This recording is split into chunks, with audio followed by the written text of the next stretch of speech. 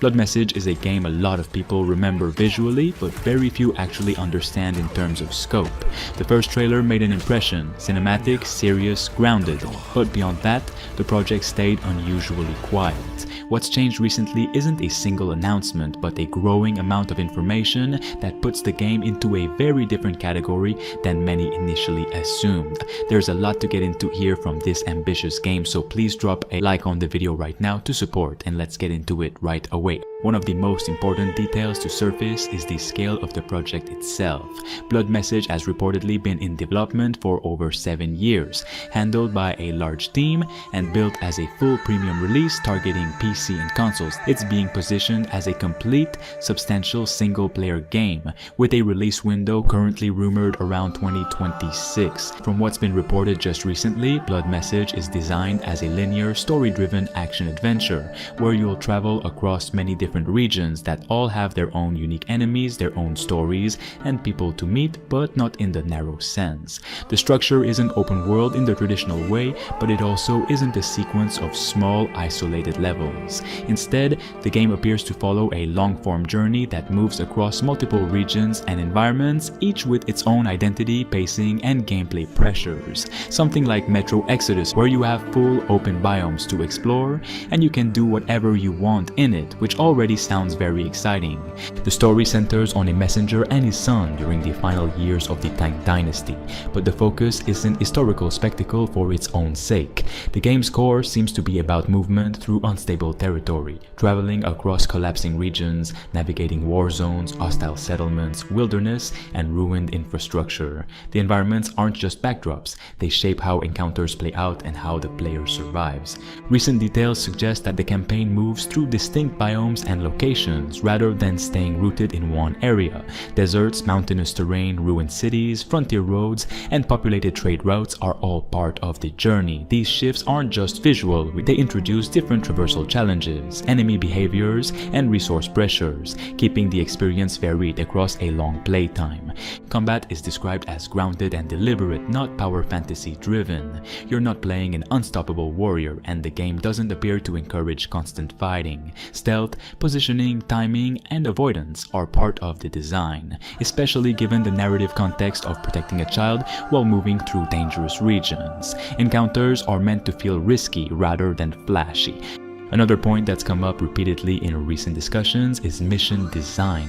Rather than short objectives built around checkpoints, Blood Message reportedly favors extended sequences that combine traversal, exploration, combat, and narrative moments into continuous segments. These sections can evolve depending on player decisions, whether to push forward, take alternative routes, or avoid certain threats entirely. It's not built around constant action. Quiet moments, travel, and environmental storytelling play a significant role, reinforcing the emotional weight of the journey rather than breaking it into disconnected pieces. Visually, the game continues to stand out, but what's more interesting is how the visuals support the tone rather than overpower it. Character animations are restrained and weighty, combat looks harsh and physical. Everything points toward a grounded presentation focused on immersion rather than exaggeration. One of the reasons Blood Message has stayed under the radar is how controlled the information flow has been. The developers haven't rushed to show raw gameplay or break the game down feature by feature.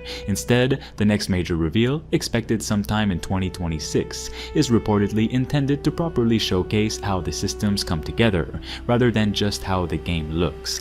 That approach suggests a project that's confident in its full experience, not just its first impression. Another important aspect is what Blood Message isn't trying to be. There is no indication of multiplayer components or post-launch monetization hooks. Everything points toward a self-contained single-player experience, built to be played start to finish as a complete story. Given the length of development, the team size, and the production values on display, Blood Message sits closer to established narrative action games like God of War or Assassin's Creed in structure. That balance is where expectations need to stay realistic. Bigger doesn't automatically mean better, and a long development cycle doesn't guarantee quality, but what it does indicate is intent. This is not a rushed project, and it's not something that was thrown together quickly. At this point, Blood Message feels like a game that's been deliberately waiting for the right moment to reintroduce itself. The early trailer established tone, the recent information establishes scale. For now, what's clear is that Blood Message is far more ambitious than many initially assumed, not because of marketing claims, but because of the time, resources, and structure behind it. It's shaping up as a serious, story-driven experience built for players who want to focus narrative journey rather than an endless sandbox. The important takeaway isn't certainty but context. Blood Message isn't just that cool trailer from a while ago anymore. It's a long-term project with real weight behind it, and one that deserves attention as we move closer to its next major showing. Cautious interest is the right stance here, because when the next reveal lands, it's likely going to answer a lot of questions people didn't even realize they had. What also makes Blood Message stand out right now is where it's coming from, and just as importantly, what it's not trying to be. This isn't a Western studio project chasing all these random boring trends, market demographics, or social messaging layers that have nothing to do with the actual game. There's no indication that Blood Message is being built around modern audience frameworks, performative themes, or corporate box ticking. The focus from everything we've seen and heard is firmly on story, setting, tone, and gameplay cohesion. In recent years, a lot of big-budget Western releases have struggled, not because of technical issues alone, but because their priorities were clearly split. Games stopped feeling like singular creative visions and started feeling like products designed by big companies like BlackRock. Blood Message, by contrast, appears to be driven by a clear narrative goal and a specific emotional experience it wants the player to have.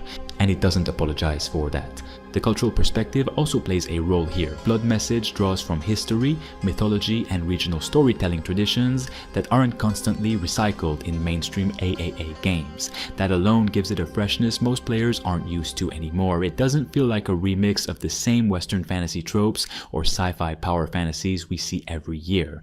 Blood Message isn't pretending player freedom automatically equals depth. Another reason to keep an eye on Blood Message is simply timing. A game that's been in development this long, from a non-Western studio releasing into a market that's increasingly fatigued with safe, formulaic releases, has the potential to land very differently than if it had launched 5 years ago. Expectations are shifting. Players are actively looking for games that feel authored, not filtered. And importantly, Blood Message doesn't need to be revolutionary to matter. If it delivers a strong, focused campaign with memorable locations, solid combat, and a story that respects the player's intelligence, that alone would put it ahead of a lot of recent releases. Another factor is creative freedom. Many Chinese developers are working outside the constraints that limit Western studios. Fewer franchise obligations, less pressure to sanitize themes, and a stronger focus on gameplay fundamentals. Combined with lower production costs and longer development timelines, that's allowing more ambitious projects to take shape. For more on this game, like the video right now and subscribe to stay tuned.